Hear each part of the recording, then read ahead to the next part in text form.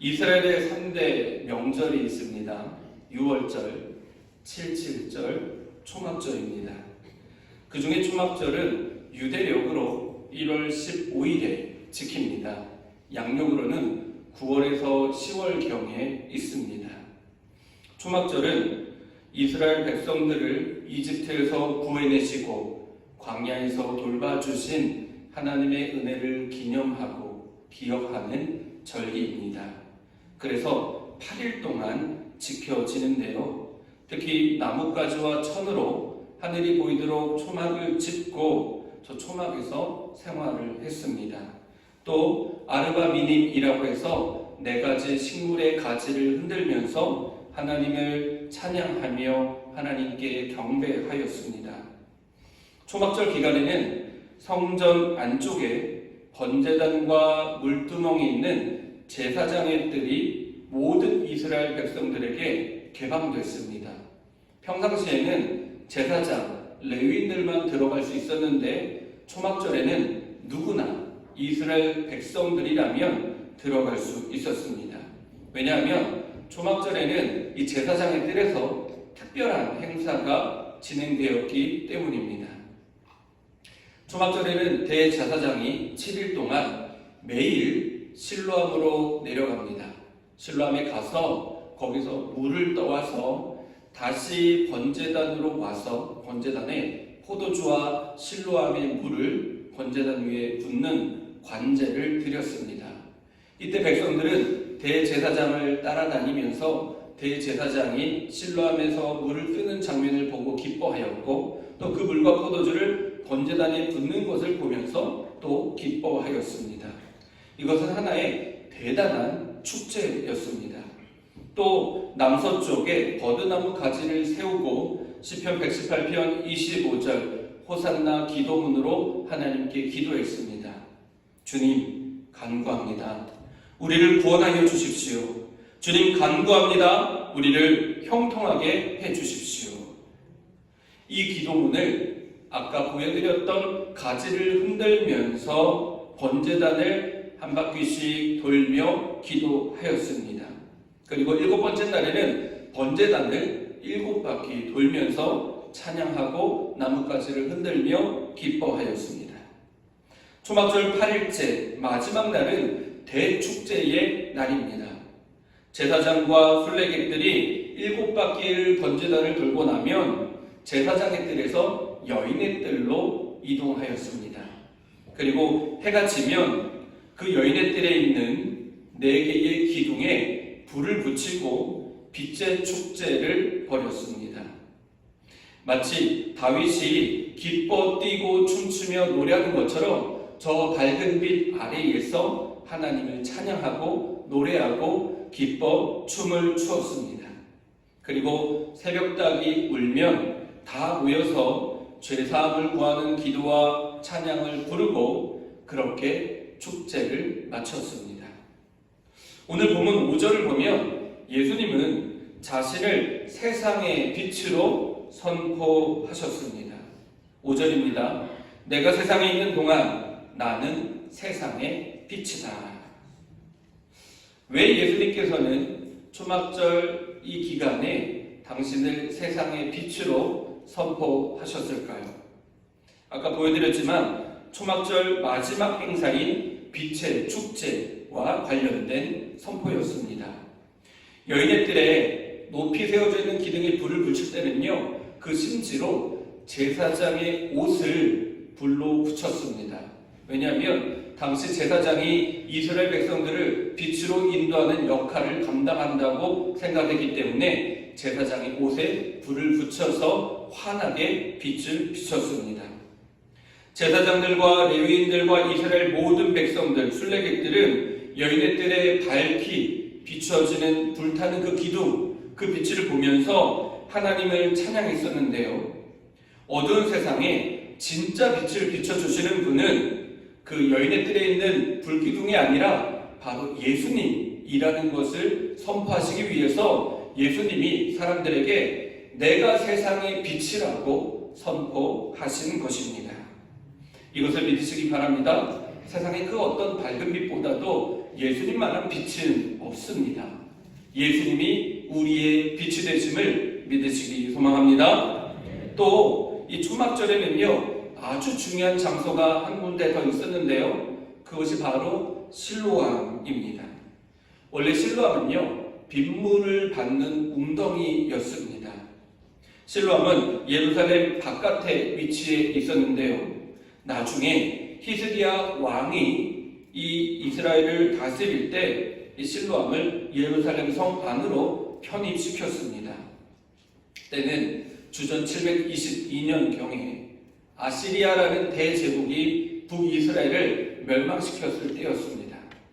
북이스라엘이 멸망당하고 그 북이스라엘 백성들이 이제는 나라를 잃고 갈 곳을 잃어버려서 그들이 남유다로 피신하게 됩니다.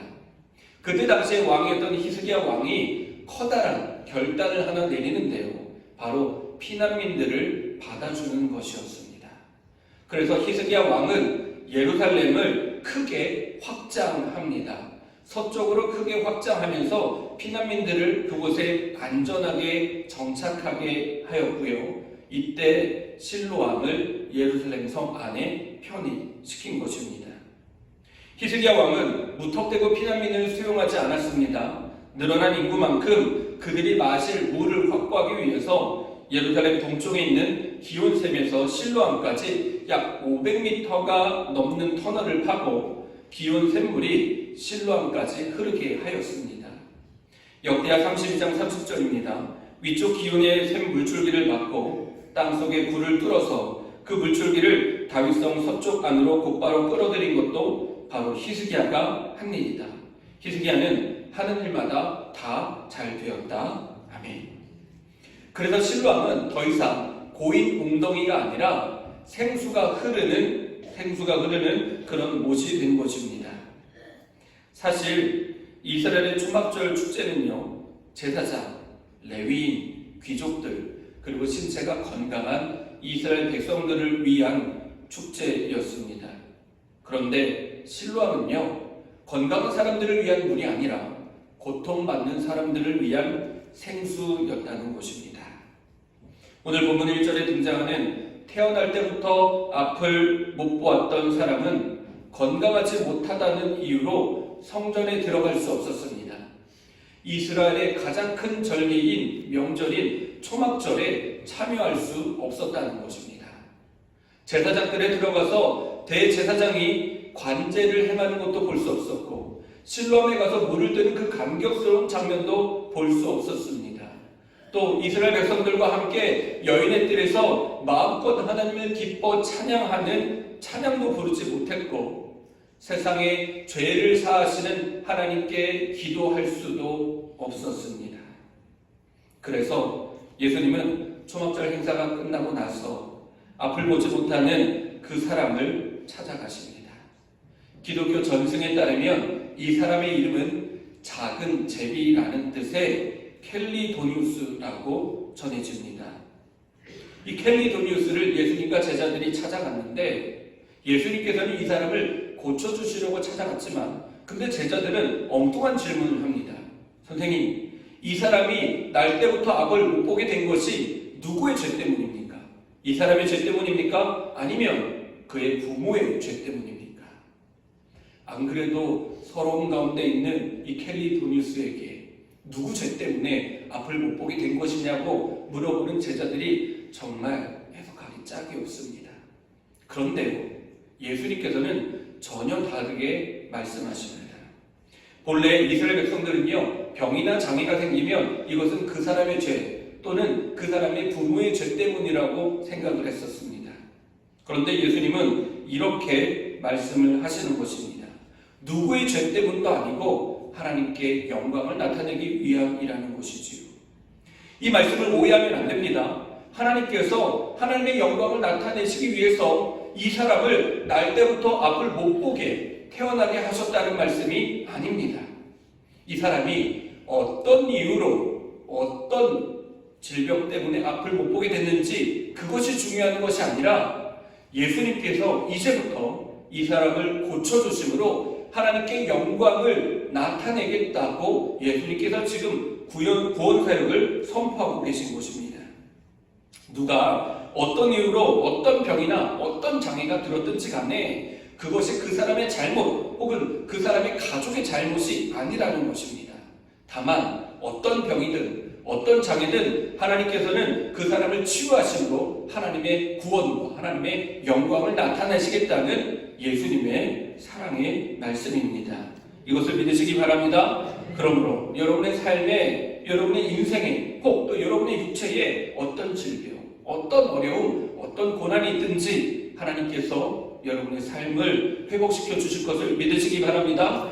그래서 하나님의 영광을 온 천하에 나타내 주실 것을 믿으시기 바랍니다. 예수님은 땅에 침을 뱉어서 그것으로 진흙을 빚어서 켈리도니우스의 눈에 바르십니다. 오늘 6절 말씀입니다. 땅에 침을 뱉어서 진흙을 개어 그의 눈에 바르시고. 그런데요, 예수님은 왜 다른 치유 사역들과는 달리 이 사람만큼은 땅에 침을 뱉고 진흙을 빚어서 눈에 바르셨겠습니까? 이때 당시에 요한복음을 읽었던 사람들은요, 이 말씀을 읽으면서 창세기 2장 7절 말씀을 떠올릴 수 있었습니다. 주 하나님이 땅의 흙으로 사람을 지으시고 그의 코에 생명의 기운을 불어넣으시니 사람이 생명체가 되었다. 즉 예수님이 침과 흙을 섞어서 진흙을 빚으시는 장면은 마치 하나님께서 흙을 빚으셔서 사람을 창조하신 장면을 연상케 했다는 것입니다.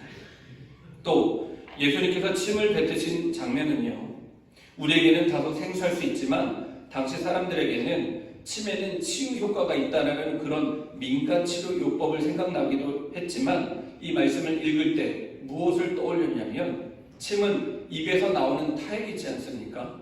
바로 하나님의 입에서 선포되는 생명의 말씀을 연상케 했다는 것입니다.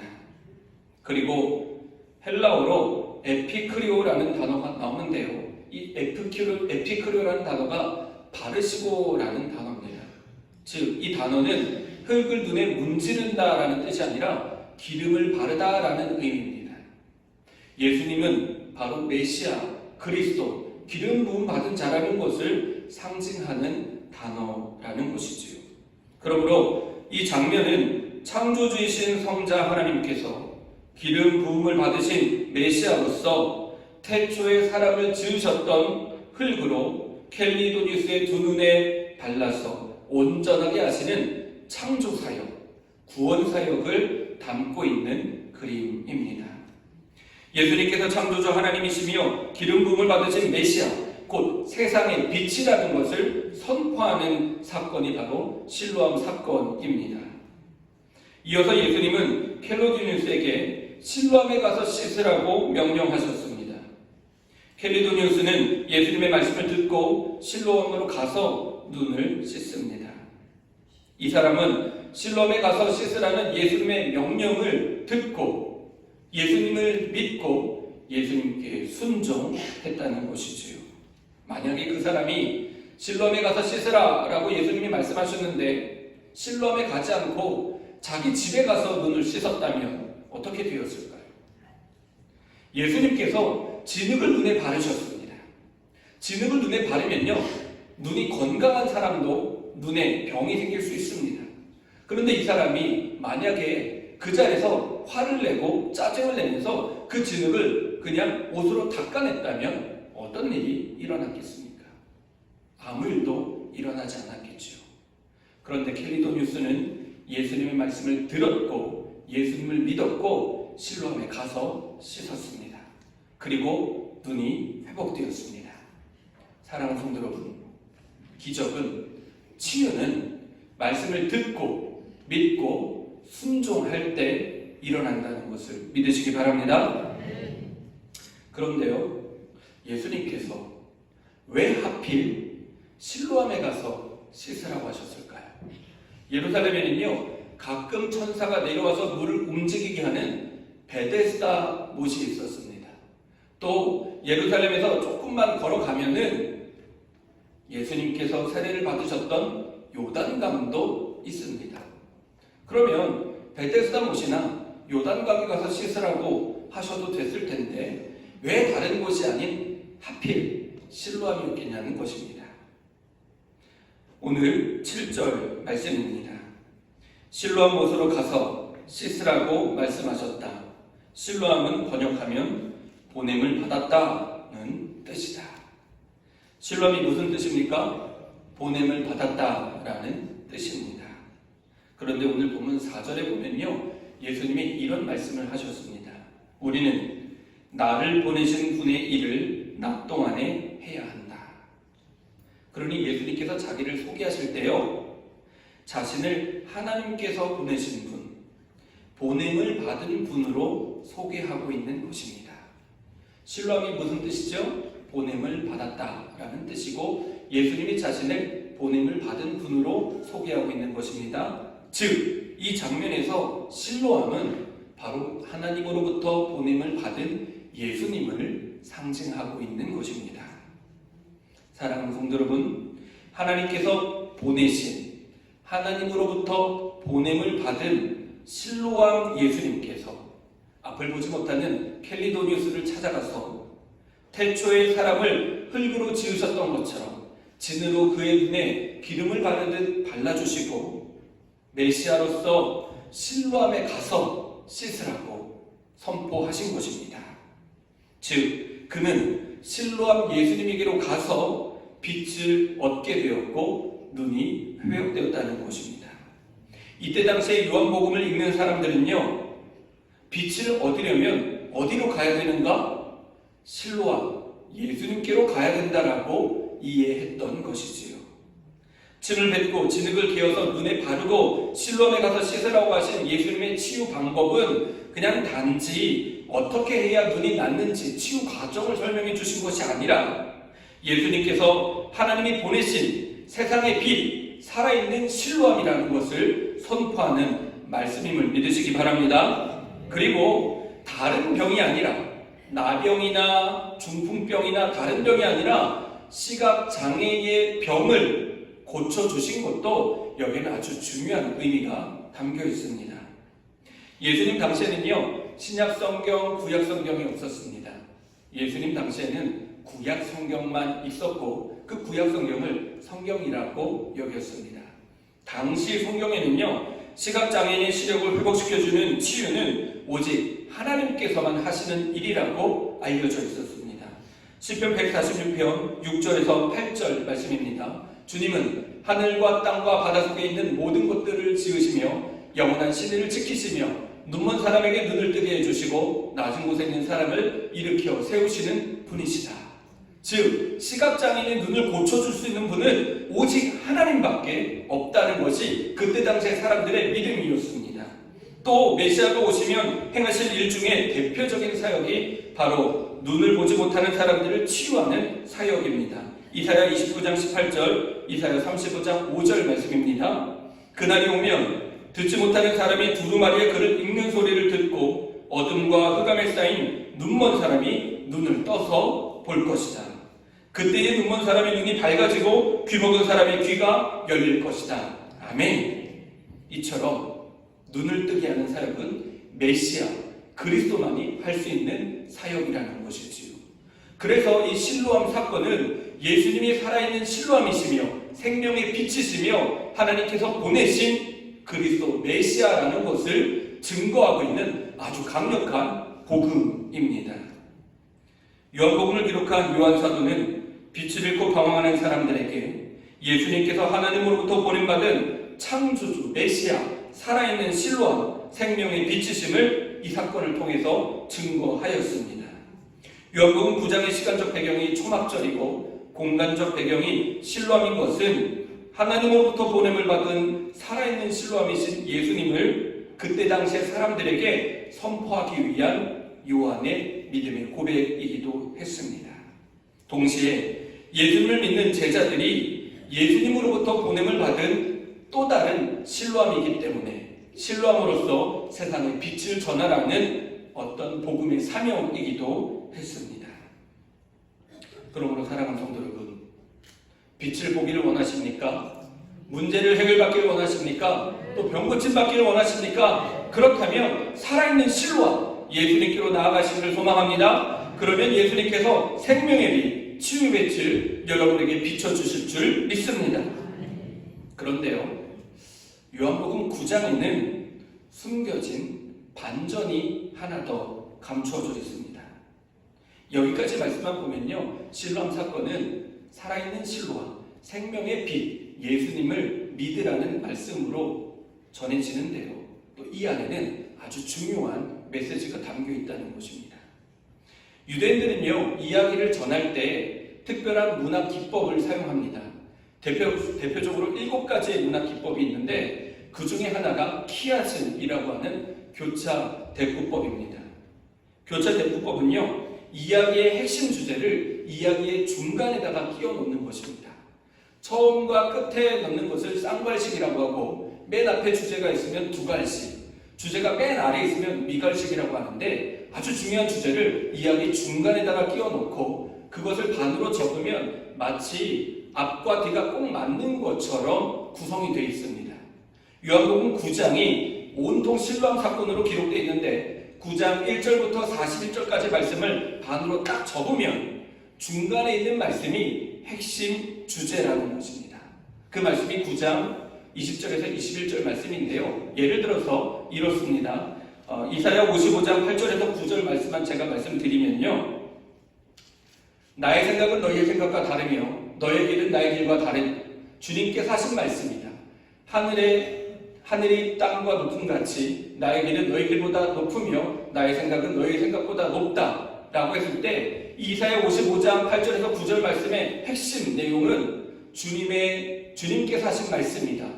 곧 하나님의 말씀이 가장 중요하다는 것입니다. 이게 바로 교차 대꾸법인데요, 요한복음 9장을 반으로 접으면 20장 20절 21절이 바로 핵심 주제라는 것입니다. 제가 읽어드리겠습니다. 부모가 대답하였다. 이 아이가 우리 아들이라는 것과 날 때부터 눈먼 사람이었다는 것은 우리가 압니다.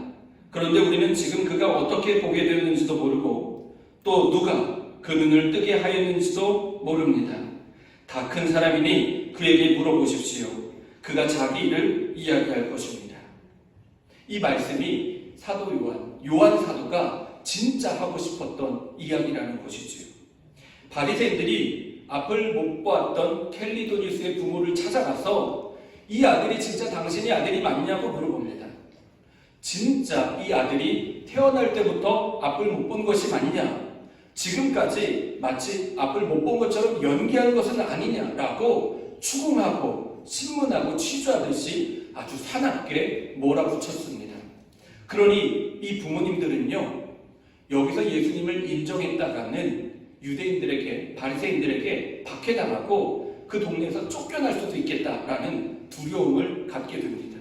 그래서 예수님을 모른 척하고 예수님을 안다고 대답하지도 않았습니다. 예수님께서 하나님의 아들 메시아 그리스도이심을 인정하지도 않았고, 예수님께서 자기 아들을 고쳐주신 것은 자기들과 아무 상관도 없으며 이 아들이 어떻게 고침을 받았는지 우리는 알 수도 없다고 철저하게 예수님을 부인하는 것입니다. 즉 요한 사도는 실로암 이야기를 통해서 그때 당시에 예수님을 부인하고 예수님을 모른다 하고 예수님이 하나님의 아들이라고 인정하지 않는 그런 사람들을 향해서 메시지를 전하고 있는 것입니다. 아니다, 예수님이 진짜 메시아 그리스도 세상의 빛이다 라고 선포하고 있는 것입니다. 그리고 예수님을 의심하고 부인하는 사람들에게 믿음을 돌이키라고, 예수님을 믿으라고 이야기하고 있는 것입니다. 사랑하는 성도 여러분, 여러분은 어떠십니까? 혹시 여러분도 예수님을 믿는 것이 부끄럽지는 않으십니까? 아직도 예수님이 나의 삶의 구세주이시며 생명의 빛이라는 것을 의심하고 있지는 않으십니까? 예수님은 결코 부끄러운 분이 아니십니다. 예수님은 우리를 모든 죄에서 구원하여 주신 구세주이시며 능히 우리의 모든 질병을 고치시고 우리의 모든 인생의 문제를 해결해 주실 살아있는 실로암 되심을 믿으시기 바랍니다. 마태복음 10장 33절입니다.